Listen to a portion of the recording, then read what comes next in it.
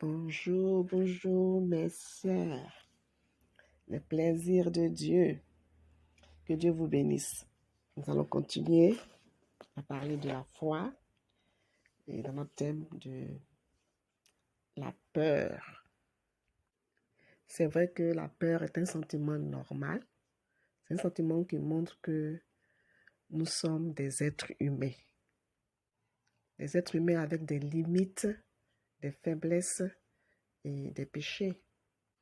Donc, la peur devrait normalement nous pousser à chercher Dieu, aller nous réfugier en Dieu, aller vers Dieu pour qu'il nous donne la force, le courage de la surmonter. Mais malheureusement, Satan utilise ces peurs-là pour nous éloigner de Dieu. Nous avons vu des exemples dans les dévotionnels passés. Beaucoup de héros dans la foi ont blessé Dieu, ont attristé Dieu, en le régnant, en mentant, en commettant des choses qui ne font pas plaisir à Dieu. Il y en a même qui ont perdu la foi, comme Saül. Et donc, c'est normal qu'en tant qu'amoureuse de Dieu, nous puissions prendre un peu de temps pour nous attarder là-dessus, pour ne pas que ces choses-là nous rattrapent à mes chéris.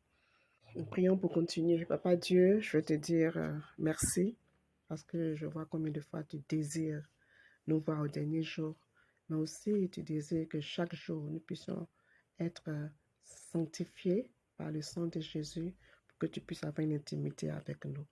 Que tu nous aimes de telle manière, nous émeut tellement et nous voulons faire tout notre sacrifice pour que nous puissions vraiment satisfaire à ce besoin-là que tu as, mais que si nous voulons développer d'avoir avec toi. Je sais qu'aujourd'hui, certains d'entre nous, lorsque les choses deviennent difficiles, compliquées, parfois nous prenons des raccourcis qui te blessent et qui nous éloignent de toi. Nous ne voulons plus avoir peur dans le moment difficile, dans le moment compliqué. S'il te plaît, aide-nous à être comme ces héros dans la foi dont tu as fait les éloges, comme David, comme Moïse, comme Abraham. À travers ces dévotions, s'il te plaît, donne-nous la conviction sur le fait de rester fidèle dans les moments difficiles. J'ai prié ceci au nom de Jésus. Amen. Nous allons aujourd'hui parler précisément de cette peur-là. La peur de perdre le respect et la considération des autres si nous sommes ouvertes complètement avec notre vie. Qui a déjà ressenti cette peur-là, de perdre le respect que les autres ont pour elle, de perdre la considération que les autres ont pour elle et qui fait qu'il y a certains péchés que nous ne voulons pas confesser. En tout cas, moi, j'ai eu cette peur. Et par la grâce de Dieu, à travers la méditation, la parole de Dieu, je suis moins tentée de cacher mes péchés à cause de ce que les gens vont me considérer ou pas. Chérie, ce matin, je veux nous rappeler une vérité. En Jean 8, le verset 44, la Bible dit, parlant avec les pharisiens qui ne voulaient pas accepter la vérité de Jésus comme le Sauveur, Jésus leur dit, votre père, c'est le diable, et vous voulez vous conformer à ses désirs. Depuis le commencement, c'est un meurtrier.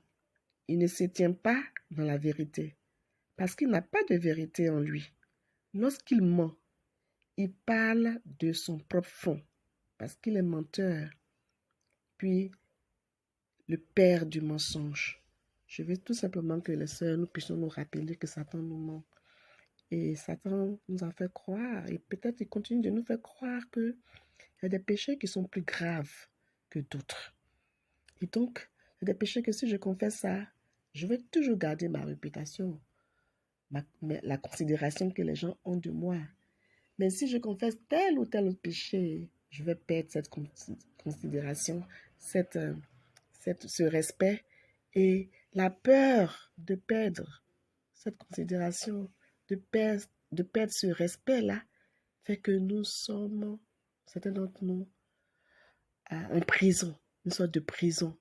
Mais ce n'est pas seulement une prison pour nous-mêmes, mais c'est notre âme qui est privée de la présence glorieuse de Dieu. Et ce matin, Dieu veut nous encourager, à travers la parole de Dieu, de nous défaire de ces mensonges du diable. Amen, les chéris. Nous ne sommes pas les filles du diable. Nous sommes les filles de Jésus qui est la vérité et nous devons pouvoir dire la vérité sur nos vies. Amen, les chéris. Les sœurs, ce matin, je vais être très honnête avec vous et je prie que ça vous aide, nous toutes à pouvoir nous aussi être ouvertes et sortir du griffe du diable. Moi, la peur d'être respectée et d'être considérée a commencé déjà quand j'étudiais la Bible. Et donc, pendant que j'étudiais la Bible, j'ai eu à cacher des péchés à la sœur avec qui j'étudiais. Heureusement, Dieu m'a tellement aimé qu'il m'a permis de pouvoir revenir et confesser. Amen, les chéris. Aussi, pendant que je marchais avec Dieu, dans ma marche avec Dieu, il y a certains péchés que je trouvais tellement graves. J'étais mariée et j'ai commis ce péché-là. Je ne vais pas le noter ici. Toutes les sœurs qui veulent vraiment connaître ce péché, je n'ai pas de problème. Vous pouvez m'appeler en inbox, je vais vous partager ça. Mais comme tout le monde écoute ce péché, écoute les vocaux, je ne pense pas que c'est sage pour moi de parler de ça ici. Mais ce que je veux vous dire, c'est que je luttais avec un péché, mais Dieu m'a sauvé. Ce qui s'est passé, c'est que pendant que j'étais en formation avec une sœur, j'étais censée former la sœur. Cette sœur-là aussi était mariée et elle m'a confessé ce péché. Je vous dis, je suis tombée en admiration de cette sœur. Et souvent, on pense qu'en confessant nos péchés, les gens vont nous mépriser. Je vous dis que je suis tombée en admiration de cette sœur. Jusqu'à présent, les sœurs. Mon respect pour cette sœur a augmenté et n'a jamais baissé parce que j'ai vu en elle une héroïne de la foi, quelqu'un qui a pu faire les choses qui étaient difficiles pour moi, qui a pu confesser les péchés qui étaient difficiles pour moi de confesser. Et je pense que le Saint-Esprit, comme Dieu a dit dans sa parole, que celui qui s'humilie, il élève. Dieu l'a élevé dans mon cœur. Aujourd'hui, dans mon cœur, je considère cette personne comme ma formatrice jusqu'à aujourd'hui. Parce qu'elle m'a touchée par son ouverture. Et moi, et à cause de cette ouverture de mon salut, j'ai été sauvée, imaginez. Et donc, j'ai pu aller confesser ça à ma formatrice et elle m'a aidée. Amen, les chéris. C'est un mensonge du diable de penser que certains péchés sont plus graves que d'autres. Lisons Hébreux 12, le verset 24. Vous vous êtes approchés de Jésus, le médiateur d'une alliance nouvelle, et son sang répandu, qui parle mieux encore que celui d'Abel. Comment vous comprenez ce passage? On va le lire dans une autre version. En français courant, le passage dit « Son sang répandu qui parle d'une manière plus favorable que celui d'Abel. » En Louis II, c'est écrit « Le sang de Jésus, de l'aspersion, qui parle mieux que celui d'Abel. » Et en parole de vie, le passage dit « Et son sang répandu parle plus fort que celui d'Abel. » Et j'aime cette version qui dit que le sang de Jésus parle plus fort que le sang d'Abel. Qu'est-ce que ça veut dire, les chéris? Et il n'y a pas longtemps, Dieu m'a ouvert l'esprit sur la profondeur de ce passage. Je suis sûre que c'est plus profond que ça, mais ce que Dieu m'a montré, je vais partager ça avec vous, avec tout mon amour. Amen, les chéris. Ici, il y a une comparaison qui est faite entre le sang de Jésus qui est versé et le sang d'Abel.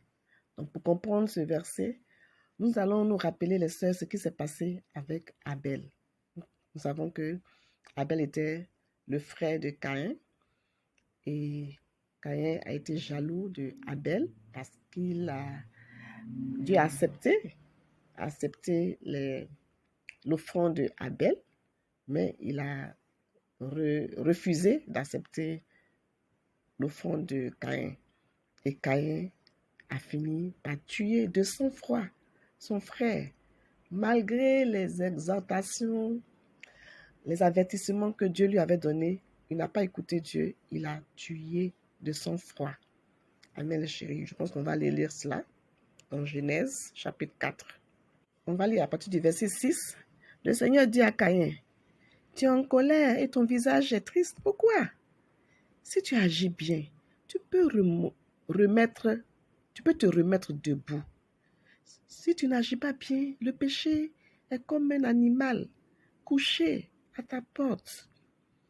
Il t'attend en cachette, prêt à t'attraper.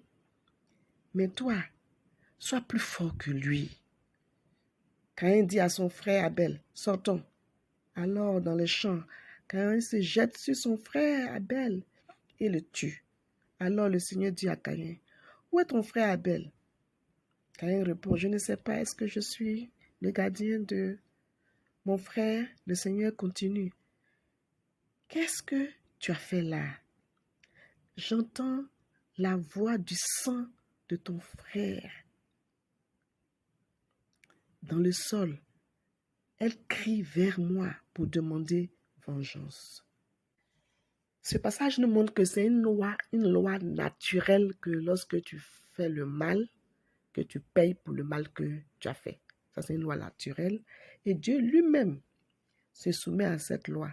C'est pour cela que on peut lire dans la Bible, œil pour œil, dent pour dent, le salaire du péché, c'est la mort. Mais l'amour de Dieu est tellement grand, tellement fort qu'il a trouvé la solution pour régler le problème du péché, pour régler les conséquences du péché. Amen, les chéris. Et ça, je pense que chaque jour, nous devons remercier Dieu pour cela. Est-ce que les sœurs, là où nous sommes, nous pouvons acclamer Dieu? Acclamer Dieu pour la solution qu'il nous a donnée contre le péché qui s'accroche si facilement à nous. Et quelle est la solution que Dieu a trouvée, les chéris? Nous pouvons répondre. Le sang de Jésus qui parle plus fort, qui crie plus fort que le sang d'Abel. Et si vous lisez plus tard, vous allez voir que malgré la punition que Dieu a donnée à Abel, il a mis un signe sur lui. Un signe qui montre que Dieu, il est miséricordieux.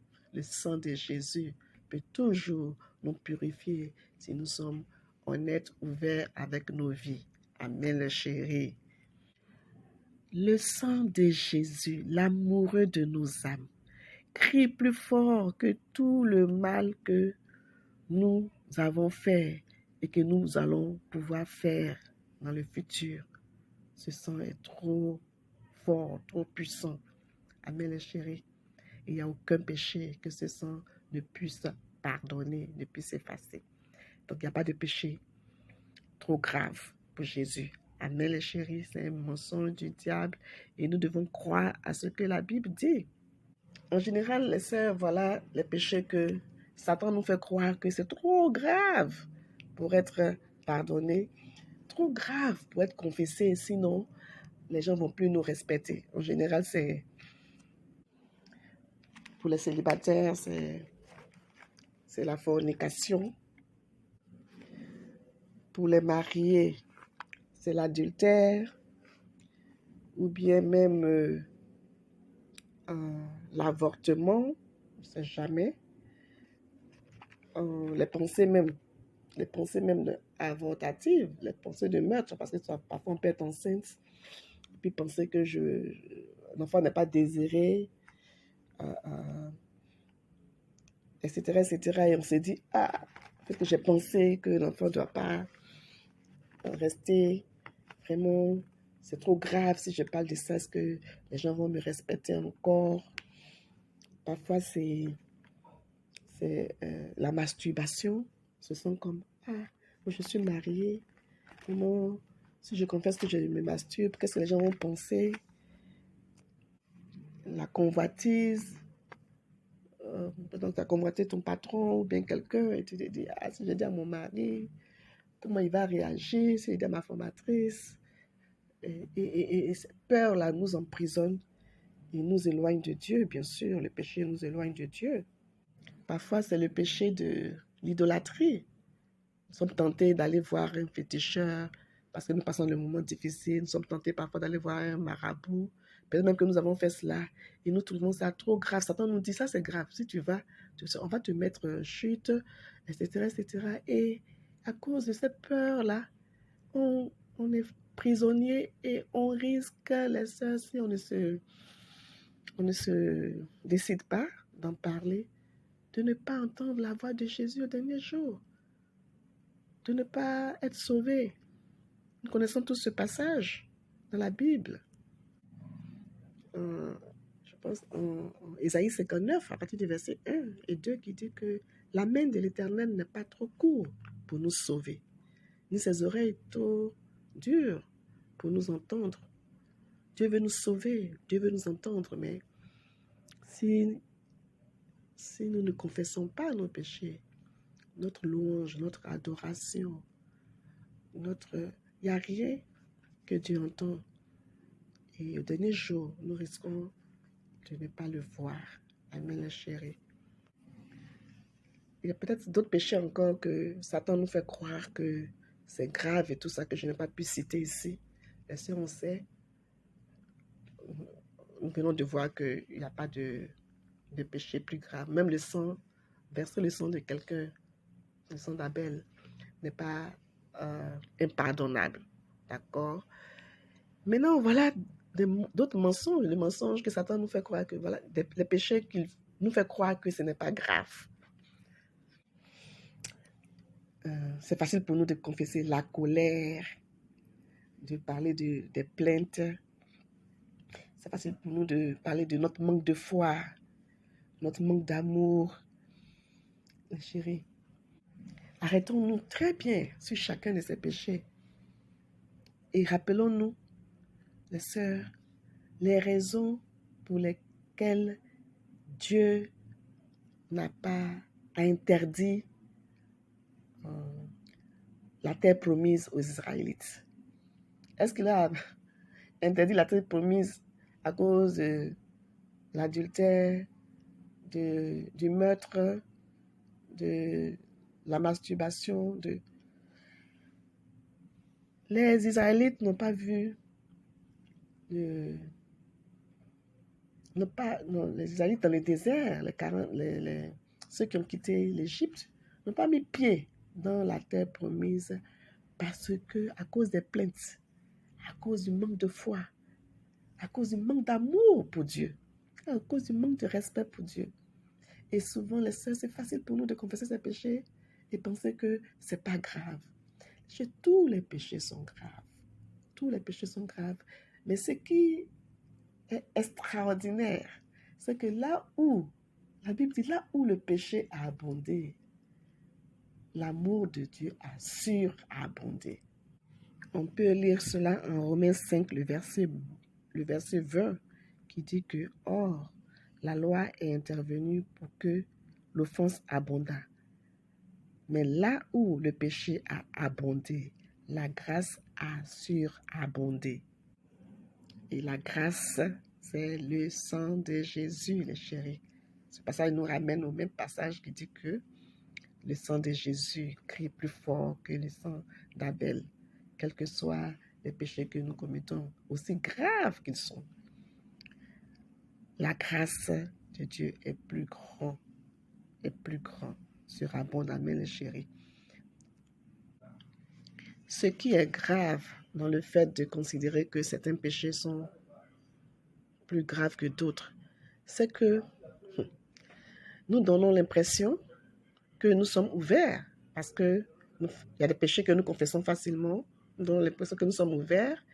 Parfois même, Satan nous convainc que nous sommes ouverts et Satan même convainc les autres autour de nous que nous sommes ouverts parce que nous parlons de nos fautes. Mais en même temps, lui seul Satan, toi seul, nous-mêmes, nous savons que nous ne sommes pas ouverts. Et ça fait que personne ne peut nous aider. Parce que tout le monde autour de nous pense que nous sommes ouverts. C'est à nous seuls de pouvoir prendre une décision radicale. De décider qui nous voulons croire. Est-ce que nous allons continuer de croire au diable qui nous fait croire qu'il y a des péchés qui sont plus graves que d'autres? Ou bien nous allons croire à Dieu qui dit que quel que soit ton péché, même s'il est grave, même s'il est petit, le sang de Jésus te lave. Te lave et que le péché te sépare de moi. Amen les chéris. Dieu nous a donné une formule pour être sauvé. C'est dans la Bible. Je pense que je vais arrêter là pour aujourd'hui. On va continuer la prochaine fois. Prions pour terminer. Papa Dieu, je te dis merci pour ce temps merveilleux que nous venons de passer avec toi, Seigneur. Tu nous aimes. Nous sommes pécheurs, mais tu détestes le péché.